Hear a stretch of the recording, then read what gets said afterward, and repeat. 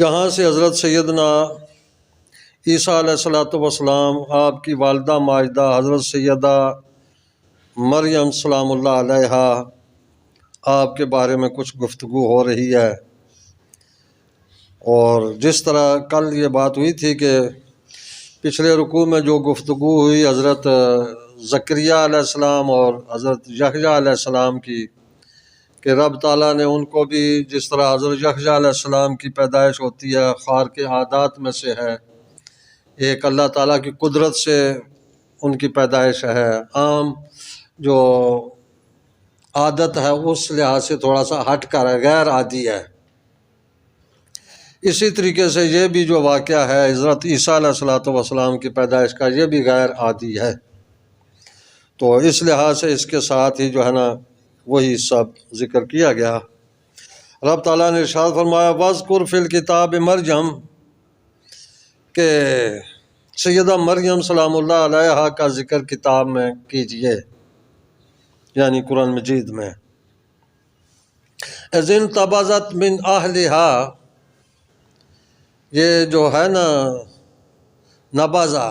اذ انتبذت بن رہا ہے، اس تو ہے نا جب اذکر کا مخفف ہے، تو انتبذہ کسی چیز کو پھینکنا ہوتا ہے، عام طور پر پتھر وغیرہ پھینکنے کو کہتے ہیں، تو وہ دور کے معنوں میں یہاں استعمال ہوا ہے کہ جس وقت مریم سلام اللہ علیہا اپنے گھر والوں سے دور ہو کر گئیں، دور ہوئیں، مکاناً شرقیہ، مشرقی جانب، تو مشرقی جانب یہی وجہ ہے کہ عیسائی جو ہے نا اپنا جو انہوں نے قبلہ بیت المقدس کا بنایا وہ مشرقی جانب ان کا قبلہ ہے، مشرقی جانب رخ کرتے ہیں عبادت کے لیے۔ اور یہودی جو ہیں وہ حضرت موسیٰ علیہ الصلوۃ والسلام کی جو ہے میقات، اس لحاظ سے مغربی جانب اپنا رخ کرتے ہیں۔ تو یہ مشرقی جانب گئیں کہتے ہیں، یہ کس وقت کی بات ہے؟ اس بارے میں دو اقوال ہیں۔ ایک تو یہ ہے کہ چونکہ وہ بیت المقدس شریف میں عبادت کے لیے ہی وقف تھیں، بیت المقدس کی خادمہ کے طور پر بھی تھیں، وہاں پر خدمت کرتی تھیں اللہ تعالیٰ کے گھر کی، اور وہاں ہی عبادت کرتی تھیں اللہ تعالیٰ کی۔ اور وہاں پر جس طرح پہلے بات ہوئی تھی کہ حضرت زکریا علیہ السلام نے ان کے لیے ایک علیحدہ کمرہ بنا دیا تھا، اس کمرے میں ہی وہی ان کی عبادت خانہ تھا، وہاں پر ہی وہ رہا کرتی تھیں۔ تو کہتے ہیں جی کہ ان کو یہ جو خواتین کے ایام ہوتے ہیں یہ آئے، اور اس وجہ سے وہ وہاں سے نکل کر اپنے گھر چلی گئیں، وہ قریبی ان کا گھر تھا۔ تو جس وقت فارغ ہوئیں تو نہانے کے لیے اپنے غسل خانے میں گئیں، وہاں انہوں نے جس طرح یہ آگے ہے جی کہ فَاتَّخَذَتْ مِن دُونِهِمْ حِجَابًا، تو انہوں نے جو ہے نا باقی آدمیوں سے علیحدگی میں پردہ کر لیا، پردے کے لیے علیحدہ ہو گئیں۔ تو پھر جس وقت وہ غسل سے فارغ ہو کر کپڑے وغیرہ پہن کر نکل رہی تھیں تو یہ اس وقت کی بات ہے۔ تو دوسری روایت یہ ہے جی کہ وہاں پر ہی جو ہے نا اعتکاف ہی کی حالت میں مسجد کے اندر جو آپ کا حجرہ تھا وہاں پر ہی تھی۔ یہ دونوں روایتیں ہیں۔ باہر کیف یا جس طرح ہے کہ مکاناً شرقیہ، اپنے گھر والوں سے علیحدہ ہو کر مشرقی جانب نکل گئیں، تو یہ وہ پہلی جو ہے نا وہ زیادہ توجہ صحیح ظاہر ہو رہی ہے۔ تو یہ اس وقت کی بات ہے۔ تو اس وقت وہ کیا ہوا؟ جس وقت اپنے گھر والوں سے باقی سب سے وہ علیحدہ تھیں، جس طرح یہ میں نے بات کل کی تھی جی کہ یہاں سے پہلے والا جو ان کی پیدائش کا حصہ ہے وہ یہاں پر ذکر نہیں کیا گیا، وہ سورہ آل عمران میں تفصیل کے ساتھ ہے۔ تو جس وقت وہاں سے وہ نکل رہی تھیں تو رب تعالیٰ فرماتے ہیں فَأَرْسَلْنَا إِلَيْهَا رُوحَنَا، تو ہم نے ان کی طرف یعنی مریم کی طرف اپنا ایک روحانی بھیجا، اس سے مراد حضرت جبریل علیہ الصلوۃ والسلام ہیں، کیونکہ یہ ان کو روح اللہ بھی کہتے ہیں۔ اللہ روح اللہ تو حضرت عیسیٰ علیہ الصلوۃ والسلام کا جو ہے نا وہ لقب ہے نا، عیسیٰ روح اللہ کہا جاتا ہے۔ تو تنزل الملائکۃ والروح، روح جو ہے نا حضرت جبریل علیہ الصلوۃ والسلام کے لیے استعمال ہوتا ہے۔ ہاں جی، ہاں، روح الامین۔ تو یہاں پر روحنا سے مراد حضرت جبریل علیہ الصلوۃ والسلام ہی ہیں کہ ہم نے جبریل علیہ السلام کو بھیجا، فتمثل لہا، جو ان کے لیے ہم شکل ہو گیا، یعنی انہوں نے اس طرح شکل کے لہا بشرن، ان کے لیے بالکل ایک آدمی کی شکل میں آ گئے، سویہ، جس طرح بالکل تندرست سچ مچ ایک آدمی بشر ہے، اس طریقے سے ان کے وہ سامنے آئے جبریل امین علیہ الصلوۃ والسلام۔ اچھا، یہاں پر تھوڑی سی بات یہ تھوڑی سی ذہن میں رہے کہ جبریل امین علیہ الصلوۃ والسلام کی حقیقت جو ہے وہ تو نور ہے نا، سارے کے سارے فرشتے نور سے پیدا ہیں، ان کی حقیقت، ان کی جو اصلیت ہے وہ نور ہے۔ لیکن یہاں پر جس وقت حضرت مریم سلام اللہ علیہا کے سامنے آتے ہیں تو وہ ایک آدمی کی شکل میں ہے، بالکل جس طرح رب تعالیٰ فرماتا ہے کہ فتمثل لہا بشرا سویہ، وہ سچ مچ ایک بشر بن کر سامنے آئے حقیقت میں۔ تو اسے وہ لوگ جو کہتے ہیں نا جی کہ نور اور بشر دونوں اکٹھے نہیں ہو سکتے، یہ بھی ایک طبقے کا ہے عقیدہ، کہ جس طرح ہم کہتے ہیں نا کہ حضور علیہ الصلوۃ والسلام نور بھی ہیں بشر بھی ہیں، دونوں حیثیتیں نبی پاک صلی اللہ علیہ وسلم کی ہیں، لیکن نور آپ کی ذات ہے، بشریت آپ کی صفات میں سے ہے۔ اور یہ دونوں جو ہے نا رب تعالیٰ نے آپ کے لیے بیان فرمائی، قد جاءکم من اللہ نور، اور قل انما انا بشر مثلکم، دونوں چیزیں ہیں۔ تو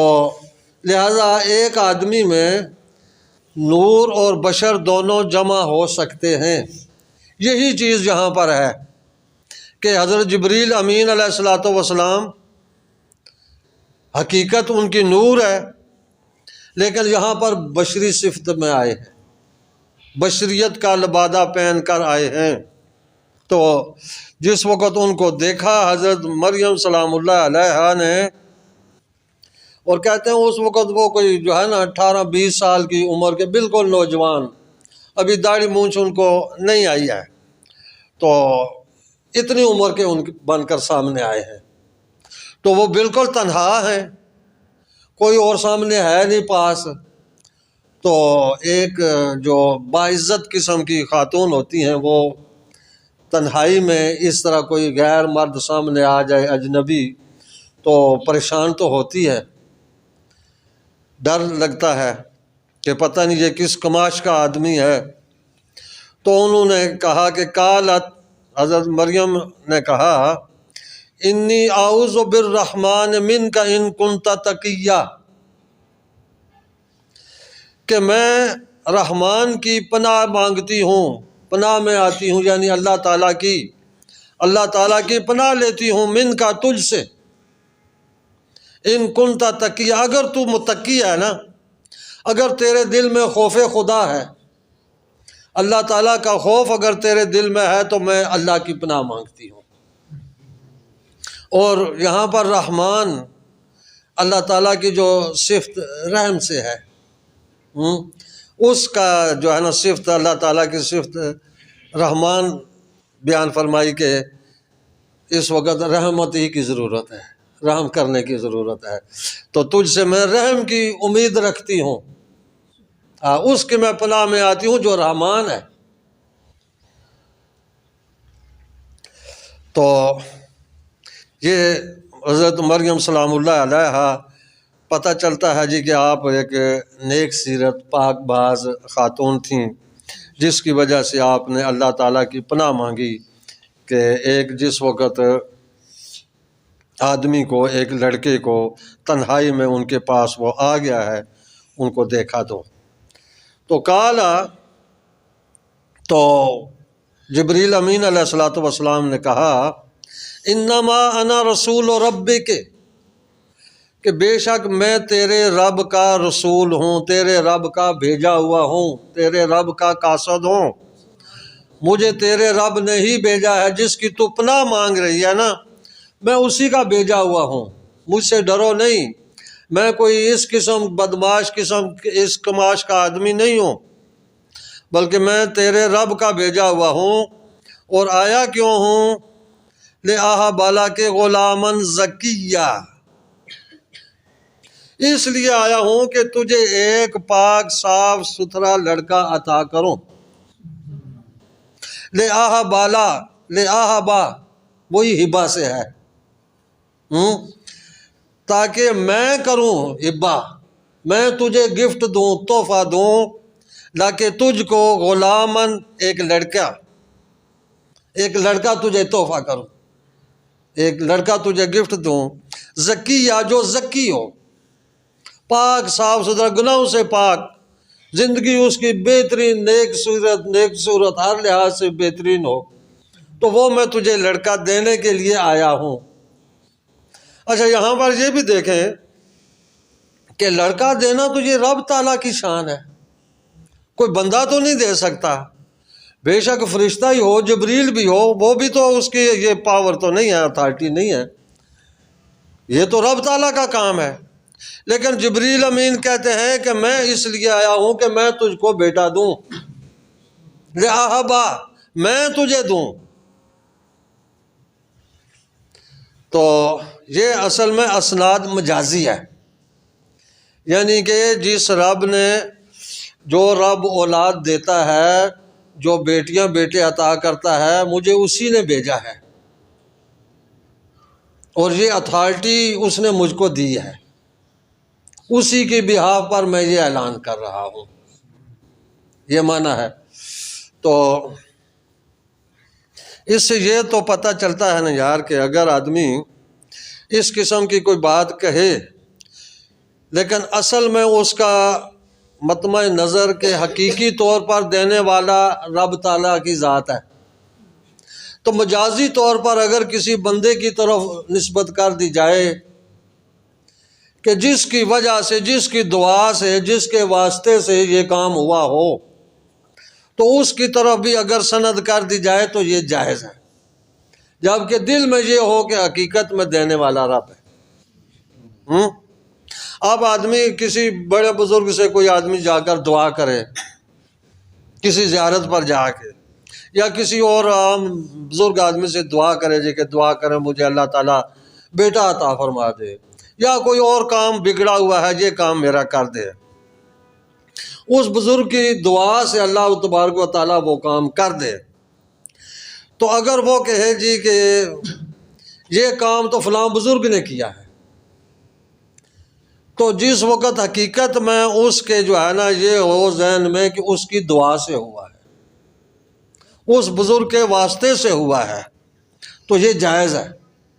بالکل اسی آیت کی روشنی میں ہی،